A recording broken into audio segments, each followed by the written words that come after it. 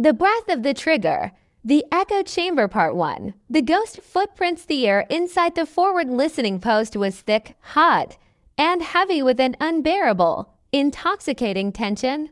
Seconds before the tactical alarms began to wail, Sergeant Maya Vance was wrapped in the fierce, desperate embrace of Lieutenant Marcus Brody in the suffocating darkness of the concrete bunker.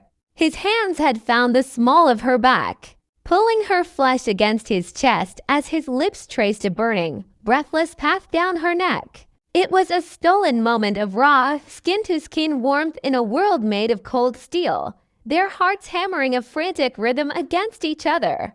But the romance was brutally shattered as the command console erupted into a frenzy of flashing amber lights, forcing Marcus to tear himself away, his eyes lingering on hers for one agonizing second before he raced up the stairs to command his mortar line on the surface. Left alone in the subterranean vault, Maya threw herself into her seat, her skin still tingling from his touch as she slammed her headset over her ears. She was the acoustic sensor operator for Sector 9, and right now, Marcus's life depended entirely on what she could hear. Outside, a lethal enemy sniper was systematically picking off their perimeter guards. The air above the ruined city was a chaotic soup of wind, rain, and crumbling masonry. But Maya's acoustic sentry force system was designed to find order in the chaos. The AI array utilized a network of ultra-sensitive microbarometers scattered across the ruins to track the physical footprint of a gunshot acoustic event detected. The system's synthesized voice reported in a flat, monotone, acoustic triangulation matrix primary waveform, supersonic projectile crack isolated secondary waveform, subsonic muzzle blast verified calculated origin, Sector 4, grid echo 11 abandoned high-rise confidence rating, 98% on her master display.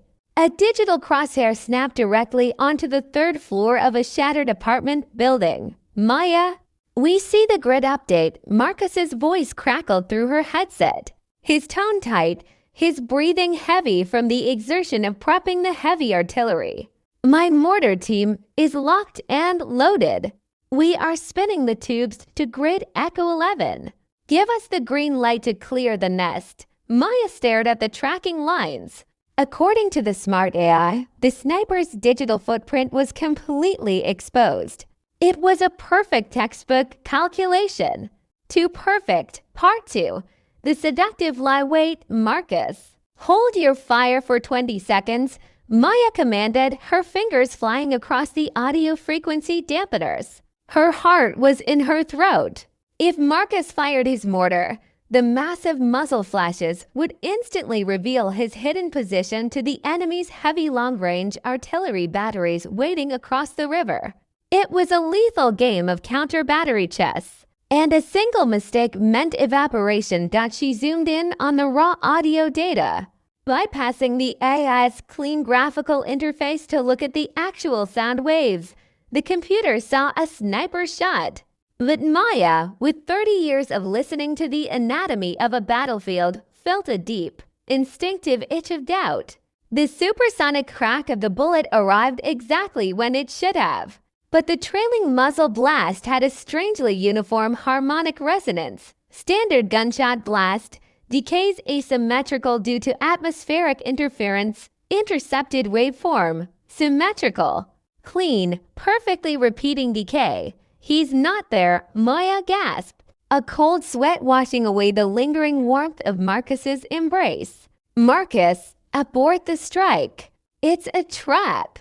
The enemy sniper wasn't just a marksman. He was an electronic warfare specialist. He had deployed smart acoustic delay devices, compact, high-output audio transmitters in the empty high-rise. When the sniper fired his actual rifle from a completely different location, the remote delay devices broadcasted a simulated, calculated audio echo a fraction of a millisecond later.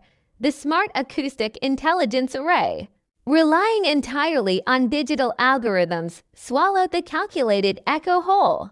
It was easily fooled, mathematically manipulated into pointing right at the empty building. Maya, I have a countdown running. Marcus shouted back, the roar of the wind bleeding through his microphone. The battalion commander is screaming for a counter-strike. If we don't fire on these coordinates in 30 seconds, they are replacing us. If you fire on those coordinates, you are shooting at a ghost. She yelled, her voice trembling with a terrifying blend of panic and authority. The sniper wants you to fire. The moment your mortar cough, their heavy artillery will pin your muzzle flashes and wipe your entire grid map. The AI is trapped in an echo chamber. Part 3, the raw flash countdown was ticking. 15 seconds, the AI system was completely compromised, endlessly calculating the false audio loops bouncing through the concrete canyons of Sector 9. Maya knew the tech was dead.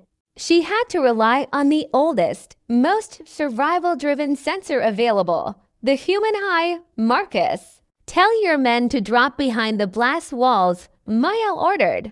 Ripping the headset off her ears, she lunged out of her chair, ignoring the flashing red warning screens, and scrambled up the rusted iron ladder leading to the bunker's observation slit. She slammed her face against the cold steel of the viewing port, lifting a pair of ancient, heavy analog optical binoculars to her eyes. No software, no algorithms, just pure glass and raw human focus. The sniper had to fire again to keep the illusion alive. He had to keep the audio decoys triggered. Maya narrowed her vision, scanning the dark, jagged skyline opposite the mortar line. She ignored the abandoned high-rise where the AI was still screaming a target lock. She looked lower, down into the shadows where a real hunter would hide. Crack. The sound hit her ears a second later, but her eyes were already there. In the deep, pitch-black cavity of a collapsed cargo yard crane hundreds of meters away from the AI's target, she saw it. A tiny, split-second pinprick of brilliant orange flame. A real muzzle flash. The physical heat of a weapon being discharged. I see him. Maya roared into her tactical shoulder mic. Cargo yard. The base of the rusted crane. Forget the computer. Marcus, look at my manual laser designator. She grabbed the analog joystick of the manual infrared beam, slewing the invisible laser tracking dot away from the high-rise and pinning it squarely on the metal cab of the crane. Target updated manually. Marcus's voice returned, a hard, feral edge replacing his panic. Firing for effect. The ground beneath the bunker groaned as Marcus's mortar team unleashed a devastating, rapid-fire volley. 3 heavy explosive shells tore through the dark sky, completely bypassing the decoy building. An instant later, a catastrophic fireball erupted at the base of the cargo crane. The metal structure crumpled inward into a twisted heap of white-hot shrapnel, completely silencing the remote audio devices. The echo chamber was broken. Across the river, the enemy's heavy artillery remained completely silent. Their trap unit, their radar screens empty. Maya slumped against the concrete wall of the observation post, her breathing ragged, listening to the beautiful, blessed silence that followed the explosions. A moment later, the heavy hatch opened and Marcus descended into the dim light of the bunker, covered in soot but entirely alive. He didn't say a word. He stepped straight to her, his strong arms wrapping around her waist once more, his lips finding hers in a deep, triumphant kiss that tasted of ash, survival, and a fierce, undying fire.